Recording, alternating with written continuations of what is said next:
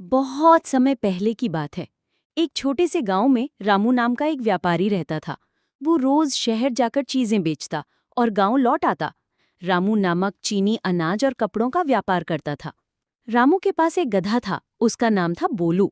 बोलू बहुत सीधा साधा, मेहनती, लेकिन थोड़ा आलसी और नादान था। रामू उसी पर अपना सामान लादकर शहर ले जाता और शाम को वापस लौटता। हर सुबह रामू बोलू के पीठ पर 2 बोरियां लादता और निकल पड़ता। कई बार उन बोरियों में नमक होता, जो काफी भारी होता। रास्ते में एक संकरा और फिसलन भरा पुल पड़ता था, जो एक नदी के ऊपर बना हुआ था। बोलू रोज रामू के साथ उस पुल को पार करता, पर वो वजन से परेशान हो जाता। एक दिन कुछ ऐसा हुआ जिसने उसकी सोच बदल दी। एक दिन जब बोलू नमक की भारी बोरियां लादे चल रहा था, तभी अचानक उसका पैर फिसल गया और वो नदी में गिर गया। रामू घबरा गया, लेकिन गधा जल्दी ही उठकर किनारे आ गया। मगर जैसे ही वो उठा, उसे महसूस हुआ कि बोरी अब उतनी भारी नहीं लग रही थी जितनी पहले लगती थी।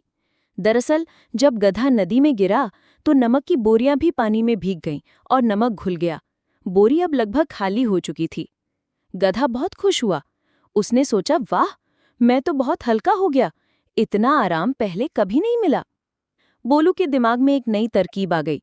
अगले दिन जब रामू ने फिर नमक की भारी बोरियां लादी और नदी के पास आए, तो बोलू ने जानबूझकर खुद को फिर से नदी में गिरा दिया। परंतु जब ऐसा 3-4 दिन लगातार हुआ, रामू समझ गया कि गधा अब चालाक बन गया है और जानबूझकर नमक घुला रहा है ताकि बोझ हल्का हो जाए। रामू ने कुछ नहीं कहा, लेकिन उसके मन में एक योजना बन चुकी थी। एक दिन रामू ने बोरियों में नमक की जगह रुई यानी कॉटन भर दी। रुई बहुत हल्की थी, लेकिन जब पानी में भीगती है तो वो बहुत भारी हो जाती है। बोलू ने हमेशा की तरह वही चाल दोहराई। पुल पर आते ही कूद गया नदी में। जैसे ही वो बाहर आया, उसने महसूस किया कि उसके पीठ पर वजन पहले से भी ज्यादा भारी हो गया है। अब बोलू हांफने लगा, उसका चलना मुश्किल हो गया। उसे अपनी चालाकी भारी पड़ गई। रामू ने गंभीर होकर कहा, बोलू, हर बार शॉर्टकट नहीं चलता। मेहनत से भागोगे तो मुश्किल और बढ़ेगी। उस दिन के बाद बोलू ने फिर कभी जानबूझकर नदी में गिरने की कोशिश नहीं की।